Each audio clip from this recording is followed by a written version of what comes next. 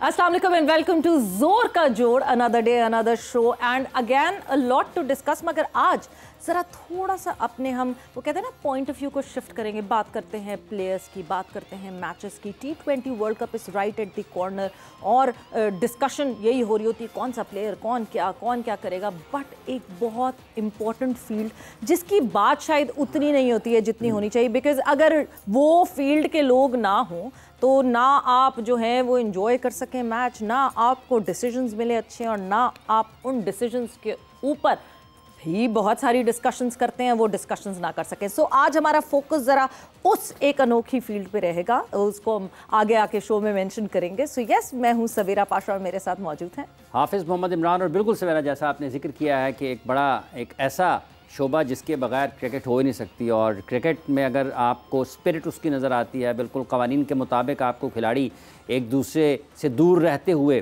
Cricket खेलते हुए और मैच को इख्तिताम की तरफ लेकर जाते हैं। कोई एक बॉस होता है वहाँ पर जो उन सब चीज़ों को मॉनिटर कर रहा होता है और इस चीज़ को यकीनी बनाता है कि आपने अपनी हुदूद में रहते हुए खेल की रूह को बरकरार रखते हुए और उस पर अमल करते हुए मैच को मुकम्मल करना है।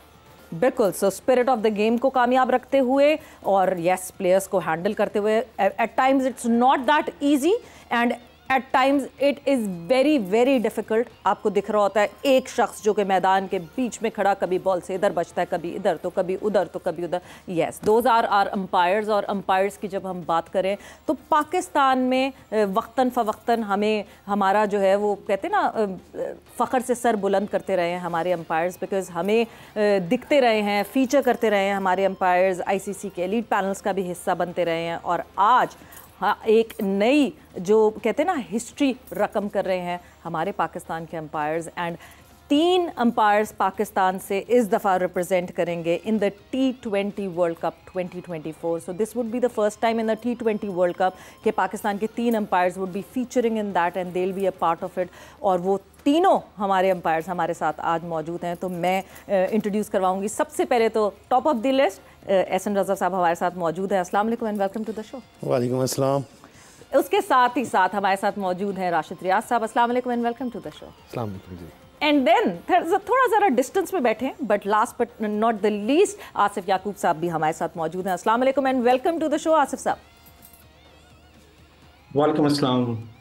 सो सबसे पहले तो कमिंग टूवर्ड्स यू एहसन साहब, सबसे पहले तो वी आर रियली प्राउड। मेरा ख्याल से बहुत दफ़ा आप लोगों को ये बार बार नहीं बताया जाता होगा मगर हमारा फ़ख्र है आप लोग, बिकॉज़ जितनी अप्रिसिएशन और जितनी हम प्लेयर्स के पीछे भागते हैं और लाइमलाइट देते हैं, शायद अंपायर्स को उतनी लाइमलाइट नहीं देते, मगर मुझे लगता है कि now is the time that we need to realise कि कितना इंपॉर्टेंट ये शोबा है और कितनी इंपॉर्टेंस आप लोगों को भी मिलनी चाहिए। So first of all thank you for representing Pakistan all across the globe और हमारा सर फ़ख्र से बुलंद करने के लिए। बहुत शुक्रिया। हाँ। सबसे पहले तो समा ने ये ऐसा स्टेप उठाया है कि इसकी तारीफ़ करनी चाहिए, क्योंकि और भी चैनल्स थे और ये खबरें चल रही थी जिस तरह आपने अभी इंट्रो में बताया कि 3 अंपायर जा रहे हैं first time T20 world cup में। अल्हम्दुलिल्लाह ये मेरा तीसरा है बैक टू बैक, चौथा वर्ल्ड कप है 4 सालों में, तो मेरे लिए बिग अचीवमेंट है। और इमरान को बड़ी अच्छी तरह इनको पता है कि मेरी इनसे डिस्कशन भी रहती है, वो काउंटिंग भी चलती रहती थी, तो काफ़ी देर के बाद मुलाकात हुई है। तो अल्हम्दुलिल्लाह मेरा ये 22वां ICC का इवेंट है। हाँ। वर्ल्ड कप या junior world cups, women's world cup मिला के ये सारे, तो ये अल्हम्दुलिल्लाह। तो इसमें सबसे पहले तो मैं ये समझता हूँ कि हमारे इदारे का बहुत बड़ा किरदार होता है। yes. जिसके लिए हम ये काम करते हैं, इदारा फिर आइडेंटिफाई करता है, जो सबसे इम्पोर्टेंट चीज़ है। तो आज अगर मैं जा रहा हूँ और जिस तरह मेरा नाम ICC के एलीट में आया, अल्हम्दुलिल्लाह अलीम डार साहब ने काफ़ी सर्व किया, तकरीबन उनको ऑलमोस्ट 25 साल हो गए इंटरनेशनल अंपायरिंग करते हुए अभी तक। तो उस चीज़ को लेके चलते हुए अल्हम्दुलिल्लाह मैं, फिर आसिफ याकूब और अब राशिद रियाज, ये हम तीनों जो हैं उस चीज़ को लेके चल रहे हैं। और उससे पहले मरहूम असद रऊफ़ साहब थे जी एलीट में। तो ये चीज़ें बड़ा अच्छा फ़ील होता है, सबसे अच्छा फ़ील होता है। और होगा ये फर्स्ट टाइम दोनों जा रहे हैं वर्ल्ड कप में, और वर्ल्ड कप में जब स्टेडियम्स में नाम अनाउंस होता है कि आसन रज़ा फ्रॉम पाकिस्तान, वो है राशिद रियाज और आसिफ, तो ये बहुत बड़ी ऑनर है। तो ये हमारे लिए बहुत बड़ी ऑनर है। राशिद साहब, जैसे अभी जिक्र किया कि आईएसएन के पहली मरतबा आप जा रहे हैं और बिल्कुल एक छुपा हुआ सा शोबा है जिसमें पाकिस्तान में आपको उतनी ज़्यादा इसके ऊपर ना गुफ्तगू नज़र आती है ना अंपायर्स नज़र आते हैं। वैसे अंपायर्स दूर भी थोड़ा रहते हैं क्योंकि उनका तकाजा भी जो उनकी ज़िम्मेदारी है उसका यही होता है, लेकिन फिर भी एक गुफ्तगू जो है वो निस्बतन कम नज़र आती है। तो आपके ख़्याल में वाकई ये भी एक दबाव होता है कि आप कम नज़र आएँ मीडिया पर, लेकिन जब आप मैच में नज़र आएँ तो कारकर्दगी के ऊपर सबसे ज़्यादा गुफ्तगू एक अच्छे मैच में, एक अहम मौके के ऊपर अगर फ़ैसला ठीक है, मैच का नक्शा कुछ और, फ़ैसला ठीक नहीं हुआ, मैच का नक्शा कुछ और, तो सारी की सारी निगाहें उस तरफ चली जाती हैं। जैसे वो नो बॉल था नवाज़ का, वो आज तक लोग उसका उस पर बहस होती है जो वर्ल्ड कप में था। Thank you very much Imran. Actually ये बात आपकी बिल्कुल सही है। हमारे यहाँ जब भी हमारा एक मैच ख़त्म होता है तो हमें पोस्ट मैच ब्रीफिंग होती है। अच्छा। तो उसमें जो सबसे पहले बात बोली जाती है कि if there is a no news it means this is the best news. If you people are not in a circle talk then it means कि एवरीथिंग इज़ फाइन। सो हमारे लिए एज ए एम्पायर ये सबसे पहली बात वो ये होती है कि हम एक मैच को कैसे लेके चलते हैं। अमूमी तौर पर लोग डिसीजंस के ऊपर ज़्यादा फोकस होता है, बट एज एम्पायरिंग हमें match management and man management इसके ऊपर हमारा ज़्यादा फोकस होता है कि एक मैच को हम मैनेज कैसे करते हैं। डिसीजंस जो हैं वो एनी टाइम, वो किसी वक्त भी वो ठीक भी होते हैं, गलत भी होते हैं। It's all about on that time. But if you manage a match because there is 22 people so we are managing them. तो अगर हमने एक मैच को अच्छा मैनेज कर लिया तो end of the day match एक अच्छा होता है। तो ये इस लिहाज से इसका सारा चीज़ें हैं। मतलब कोई बदमज़गी ना हो, लड़ाइयाँ ना हो, रोक के रखें obviously because heat of the moment में बड़ी बड़ी चीज़ें हो जाती हैं। बट आसिफ साहब, आपको भी मैं इस कॉन्वर्जेशन का हिस्सा बनाऊंगी। And going to an ICC event and then going to a T20 world cup, एक डिफरेंट एक्सपीरियंस, कैसे आप लोग फॉरवर्ड कर रहे हैं इस एक्सपीरियंस को? शुक्रिया बहुत बहुत। पहले तो मैं समा का शुक्रिया अदा करना चाहूँगा कि उन्होंने हमें ये अपॉर्चुनिटी दी कि हम जो हैं वो लोगों के सामने अपने ख्यालात का इज़हार करें। सेकेंडली, आपके क्वेश्चन की तरफ आता हूँ। बिल्कुल एक्साइटमेंट है और बहुत ज़्यादा एक्साइटमेंट है क्योंकि इससे पहले जो भी इवेंट्स किए थे ICC के या तो वो जूनियर वर्ल्ड कप कह सकते हैं या वुमेन के इवेंट थे या फिर क्वालिफायर थे। तो ये पहला बड़ा इवेंट है और मैं ये समझता हूँ कि एक्साइटमेंट ज़्यादा है क्योंकि नए लोगों के साथ काम करने का मौका मिलेगा, एलीट लोगों के साथ काम करने का मौका मिलेगा। और जब आप अपने से ऊपर वाले लेवल पे लोगों के साथ काम करते हैं तो वहाँ पर आपको अपना जो है वो ज़्यादा अपॉर्चुनिटी मिलती है कि आप अपने आप को और ज़्यादा बेहतर तरीके से पेश कर सकें। क्योंकि नॉर्मली क्या होता है कि जब आप अपने ही मुल्क के मैचेस कर रहे होते हैं और अपने मुल्क के अंपायर्स के साथ होते हैं तो वहाँ पर आपको सबका पहले से अंदाज़ा होता है। तो हमारा जो असल इम्तहान होता है वो इस तरह के इवेंट में ये होता है कि हम कैसे अपने आप को कैरी करते हैं, कैसे अपने मुल्क के नाम को कैरी करते हैं, कैसे अपने शोबे को कैरी करते हैं। ये तीन चीज़ें बहुत इंपॉर्टेंट है हमारे लिए। और जैसा कि अभी राशिद से भी क्वेश्चन हुआ कि अंपायर्स पे कैसे फोकस रहता है और किस तरह होता है, तो हमेशा हमने लोग कहते हैं कि आपको लोग इतना ज़्यादा जानते नहीं हैं। तो मैंने फिर उस वक्त यही जवाब देता हूँ कि जब हम गलत करना शुरू करेंगे तो लोग भी हमें जानना शुरू कर देंगे। अच्छा, ये कि कम जाने और ज़्यादा हम खबरों में ना आए। बट एहसन साहब, 50 T20s, reaching that milestone, being the first one to reach that milestone at that time. कुछ कभी सोचा था इतने T20s में यूं करके यूं निपटा दूंगा ऐसा? वैसे 76 हो गए हैं। हाँ, टॉप ऑफ द लिस्ट। 50 पे तो फास्टेस्ट जी जी आपका वो था ना। जी अल्हम्दुलिल्लाह, अभी तो टॉप ऑफ द लिस्ट हूँ।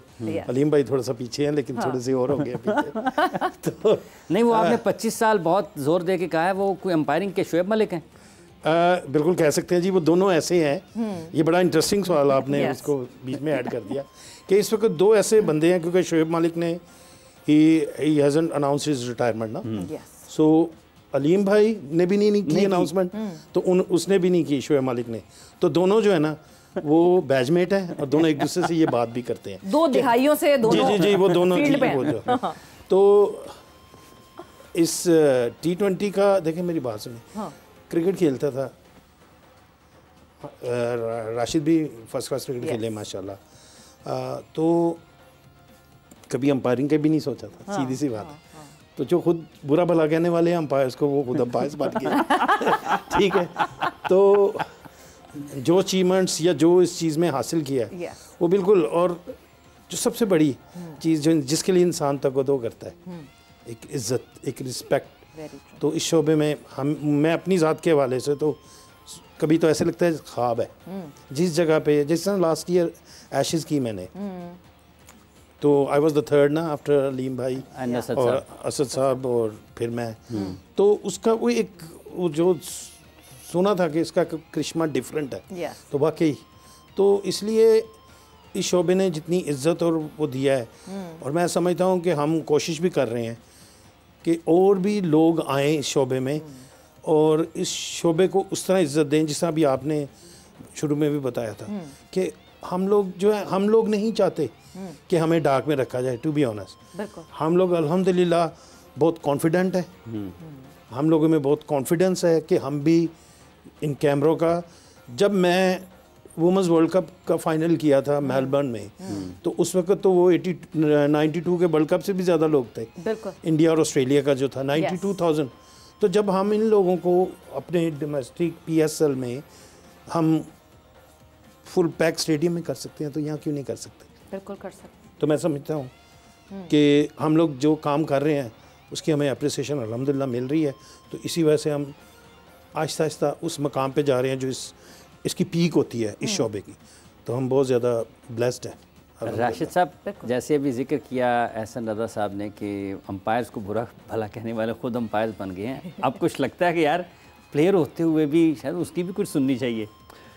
यही उसकी एक रीज़न है अंपायर बनने की। अच्छा, कि जो उनको बुरा भला कहते थे आज अंपायर बन गए, इसीलिए वो अंपायर बने हैं कि वो चीज़ें जो उस वक्त एक स्टैंडर्ड था उसको बेहतर कर सके। मेरी अंपायरिंग में आने में एक छोटा सा एक इंसिडेंट भी उसमें शामिल है। While I was playing cricket for National Bank and Lahore, तो मैंने at that time I was just had been decided that whenever I will finish my cricket I will go for the umpiring. तो एक वाक़या मेरे साथ हुआ था एक फर्स्ट क्लास के मैच में। मैं गालिबन लाहौर से खेल रहा था और बाबडा से हमारा उस वक्त मैच था। तो शाम के वक्त जो इनिंग्स थी उनका वो जो प्लेयर्स थे उनकी पार्टनरशिप लंबी हो गई, तो हमसे आउट नहीं हो रहे थे। तो आजकल आप अमूमन देखते होंगे वो ब्रॉड वो उसको बेल्स उठा के इधर उधर कर देते हैं ऐसे ही। तो मैं स्लिप में खड़ा, एक स्लिप से ओवर खत्म हो तो दूसरे तरफ जा रहे, तो मैंने उन स्टंप्स बेल्स चेंज कर दी। तो उस वक्त एक अंपायर थे, अभी भी हयात हैं, और उनके साथ मैंने अंपायरिंग भी की बाय द वे बाद में। तो उन्होंने उसी रात उस शाम को मुझे उन्होंने जिसे कह लें कि उन्होंने लटका दिया कि भाई ये तुमने क्या किया, तुम्हारी जरूरत कैसे हुई, तुमने ये कर दिया, तुम्हें पता नहीं मैं खड़ा हूँ यहाँ पर, तुमने ये कर दिया। और मेरे लिए मेरा स्टार्ट ऑफ द कैरियर था for my first class cricket जी। तो मेरे लिए वो रात इतनी मुश्किल थी कि मुझे ऐसे लगा कि जैसे मेरा कैरियर खत्म हो गया। मुझे उन्होंने बैन कर देना है, मुझे ये हो जाएगा, मुझे वो हो जाएगा, दहशत थी। तो अगले दिन जाके जब पता लगा कि ये सारा कुछ ऐसे हो, तो उस वक्त मैंने डिसाइड किया कि I will be umpire in future and not kind of this umpire. कि एक फ्रेंडली एटमॉस्फेयर होना चाहिए, आप उसको कंट्रोल भी करें, बट आप उसको प्लेयर्स के साथ आपका एक रिलेशन भी डेवलप होना चाहिए।